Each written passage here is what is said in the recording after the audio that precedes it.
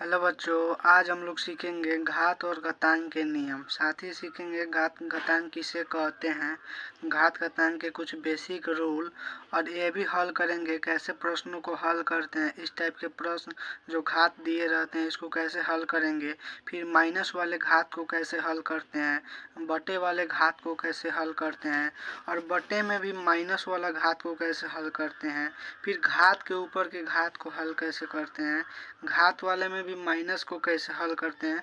इस वीडियो को आप अंत तक देखिए, यह सारा जो डाउट है आपका सारा क्लियर हो जाएगा एकदम बेसिक से। अगर आप चैनल पर पहली बार आए हैं तो चैनल को लाइक, सब्सक्राइब और शेयर जरूर कर दीजिए। चलिए हम शुरू करते हैं। सबसे पहले समझ लेते हैं घात घातांक किसे कहते हैं। मान लीजिए एक संख्या दिया है 4 और उसके पावर में दे दिया है 5। तो जो ऊपर वाला संख्या होता है पावर, इसको बोलते हैं घात और घातांक, और जो नीचे वाला संख्या आता है उसको बोलते हैं आधार। तो मान लीजिए जब इसको पढ़िएगा कैसे, तो इसको बोलेंगे 4 के घात 5। ठीक है, तो इसको लिखेंगे कैसे। मान लीजिए यह 4 संख्या है और इसका घात दे दिया है 2। तो इसको लिखते हैं, जितना घात रहता है ना उतना आधार को उतना बार गुना कर देते हैं। ठीक है, तो इसके घात पे 2 है तो 2 बार गुना करेंगे, इसके घात पर 5 है तो इसको 5 बार गुना करेंगे। ठीक है, तो घात का मतलब समझ गए, जितनी बार घात रहेगा उतना ही बार गुना करते हैं। और जो ये बेस है इसको बोलेंगे आधार, इसको गुना करते हैं। तो आशा करता हूँ कि आपको समझ में आ गया। इसको बोलेंगे बेस।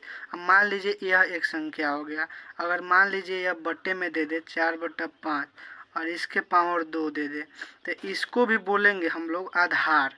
यह पूरा जो संख्या है इसको आधार बोलेंगे और इसको घात घातांक बोलेंगे, यानी कि पावर बोलेंगे। ठीक है, इसके घात में अगर 3 है तो भी इसको घात बोलेंगे, और यह संख्या हो गया पूरा आधार। ठीक है, चलिए इसको जितना घात रहता है उतना बार गुना करते हैं, वैसे भी इसको जितना घात रहेगा उतना बार गुना करेंगे। तो घात 3 है तो इसको 3 बार गुना कर लेंगे। ठीक है, इसको 3 बार गुना कर लेंगे और ऐसे भिन्न के गुने के जैसा गुना करके इसको हल करेंगे। इसको वीडियो में सीखेंगे कि कैसे हल करेंगे, बस आप अंत तक बने रहें, साथ में सभी नियमों को भी सीखेंगे। ठीक है, और मान लीजिए आपका कोई प्रश्न माइनस में घात वाला दे दे तो इसको कैसे हल करेंगे। ठीक है, तो अगर माइनस में दिया रहता है तो इसको ऐसे नहीं लिख सकते हैं 3 गुने माइनस फिर 3 गुने -2, ऐसे गलत हो जाएगा। इसको पहले माइनस को प्लस में करेंगे, तो इसको क्या करेंगे 1/3 के घात 2 लिख देंगे। ठीक है, तो इसको बट्टे में चेंज कर देते हैं। ठीक है, अगर मान लीजिए आपके 4 के घात 2 है और इसको बट्टा में चेंज करना है तो इसको लिख देंगे 1/4 के घात -2 हो जाएगा।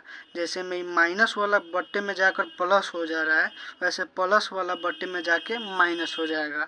आशा करता हूँ कि समझ में आ रहा होगा। अब इसके नियम को समझ लेते हैं, उसके बाद प्रश्न को हल करेंगे।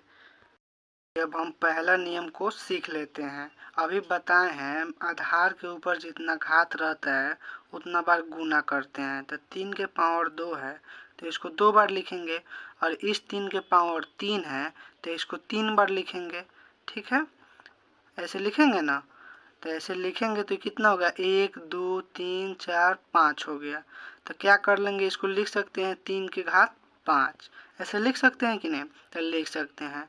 तो इसका नियम होता है, अगर मान लीजिए a के पावर n है और गुने a के पावर m है, माने आधार दोनों का सेम है और घात अलग अलग हो तो वह जुट जाता है, a के पावर n प्लस m हो जाता है। यह एक सूत्र होता है। ठीक है, तो जब आधार, इसका कहने का मतलब है यह नियम का कि अगर आधार सेम रहेगा घात अलग अलग रहेगा तो उसको जोड़ देंगे।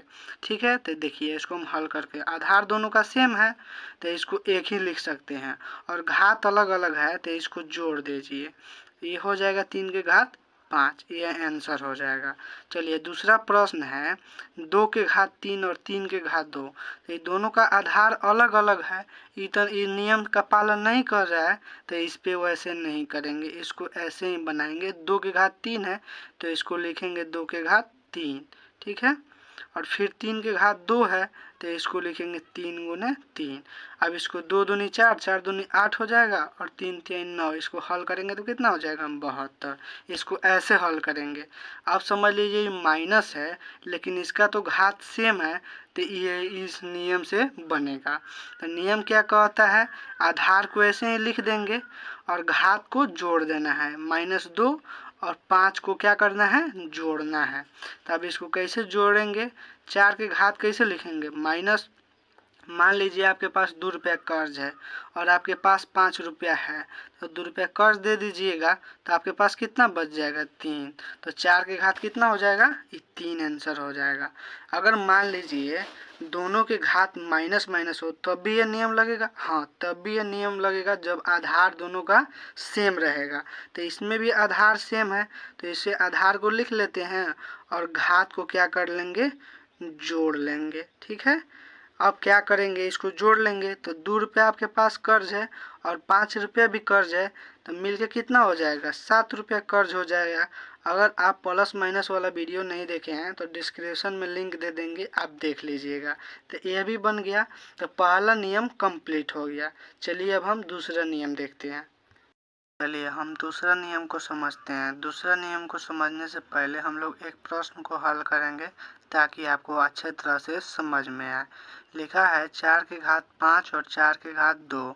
तो इसको हम सीखे हैं जितना घात है उतना बार लिखना है। तो 4 के घात 5 है तो 4 को 5 बार लिखेंगे। ठीक है, तो 4 को 5 बार लिख लेते हैं, हो गया 1 2 3 4 5। और 4 के घात 2 है तो इसको भी 2 बार लिख लेते हैं, 4 के घात 2। तो आप समझेंगे एक संख्या से एक संख्या और एक संख्या से एक संख्या कट गया तो ये 4 कितना बार बच गया, 3 बार। तो इसको लिख सकते हैं 4 के घात 3। तो आपको समझ आ रहा है कि घात में से 5 में से अगर 2 घटा देंगे तो 3 बच जाएगा। तो ये ऐसे ही इसका नियम, अगर आधार दोनों संख्या का सेम हो, बेस जो बेस सेम हो तो घात अगर बट्टे में हो तो घट जाता है।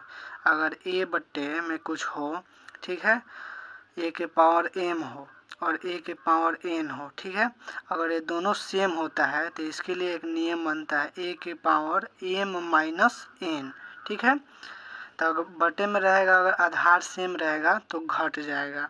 तो इसको हम लोग ऐसे भी लिख सकते हैं 4 के घात 5 माइनस 2 लिख देंगे तो 4 के घात 3 नहीं हो जाएगा। तो चलिए इसी से एक हम लोग प्रश्न को हल करते हैं। ठीक है, इस प्रश्न को हल करेंगे, दोनों का आधार सेम है तो 5 ऐसे लिख देंगे और पहला का घात कितना है 4 और दूसरा का घात कितना है 2, तो इसको घटा देंगे तो कितना हो जाएगा, 5 के घात 2 नहीं हो जाएगा। तो आशा करता हूँ कि समझ आ रहा होगा। समझ आ रहा होगा तो एक लाइक ज़रूर करिएगा। चलिए तीसरा प्रश्न है, इसका भी दोनों का घात आधार सेम है तो आधार लिख देंगे, लेकिन ये माइनस में है तो उससे नहीं घबराना है, माइनस रहेगा तो रहेगा, -2 लिख देंगे। और यहाँ क्या करना है, घटाना है तो माइनस और इधर 3। तो ये भी माइनस है, ये भी माइनस है। 2 रुपया कर्ज है और 3 रुपया और कर्ज हो जाएगा तो कितना हो जाएगा, 5 रुपया कर्ज हो जाएगा तो 5 के घात -5 हो जाएगा। ठीक है, अगर दोनों माइनस वाला हो तो इसको भी हल कर लेते हैं। इसका भी तो आधार सेम ही है तो ऐसे लिख देंगे और -2 फिर घटाना है माइनस और -6 लिखना है। तो ये माइनस माइनस कितना हो जाएगा, प्लस हो जाएगा। तो 3 के घात -2 और प्लस हो जाएगा 6।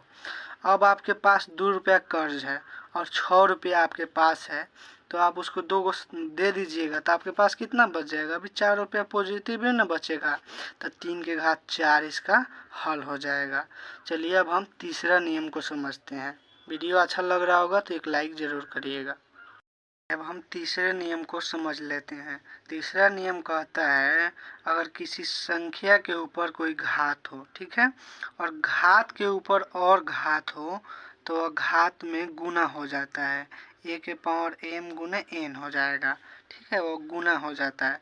तो 4 के स्क्वायर मैंने घात है और फिर घात के ऊपर भी घात है तो इसको हल करेंगे ऐसे, 4 के घात 2 और गुना 3 तो गुना हो जाएगा तो कितना हो जाएगा, 4 के घात 6 हो जाएगा। ठीक है, वैसे इसको हल करेंगे, 3 के ऊपर घात है 2 और उसमें गुना कितना से करेंगे, ये एक और दूसरा घात कितना है -3, तो इसको गुना करेंगे तो हो जाएगा 3 के घात -6। ठीक है, अब एक और प्रश्न है, तो मान लीजिए अभी तो सिखाया है सबसे पहले कि ये भी तो एक प्रकार के आधार है ना, है बेसे ना है, तो इसके ना घात है, तो 4/3। ठीक है, और इसका गुना हो जाएगा 3 और फिर उसके घात का घात कितना है 2, तो इसको गुना करेंगे तो हो जाएगा 4/3 और गुना किए हैं तो कितना हो गया 6, इसका आंसर हो जाएगा। आशा करता हूँ कि समझ आया होगा। अगर वीडियो अच्छा लगा होगा तो चैनल को लाइक, सब्सक्राइब एंड शेयर ज़रूर करिए। चलिए, धन्यवाद।